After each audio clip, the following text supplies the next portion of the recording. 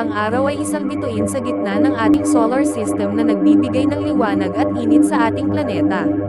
Tinatahak ng Earth ang isang bilog na landas sa paligid nito, at ang pag-ikot nito sa paligid ng araw ang nagdudulot ng arawang at gabi ang pagbabago. Ito rin ang pangunahing pinagmumulan ng enerhiya para sa buhay sa Earth, tulad ng photosynthesis sa halaman. Araw, na may lapad na humigit kumulang 1.4 milyong kilometro, ay isang malaking bola ng gas na pinaniniwalaang binubuo ng hydrogen at helium.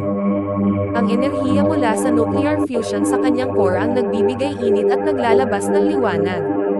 Ito ay nagtatagal ng 1 milyong taon bago magkaroon ng pagbabago sa kanyang struktura. Ang gravitational pull ng araw ang nag-uudyok sa mga planeta sa ating solar system na manatili sa kanilang mga bituin. Ang landasang araw ay mayroong magnetic field na nagreresulta sa mga phenomena tulad ng solar flares at sunspots.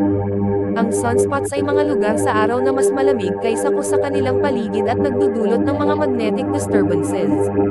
Ang solar flares naman ay paminsang paglabas ng matinding enerhiya mula sa araw na maaaring makaapekto sa satellite communications at iba pang teknolohiya sa Earth. Isa pang interesanteng katotohanan ay ang mabilis na pag-ikot ng iba't ibang bahagi ng araw. Ang equator nito ay mas mabilis kaysa sa mga poles.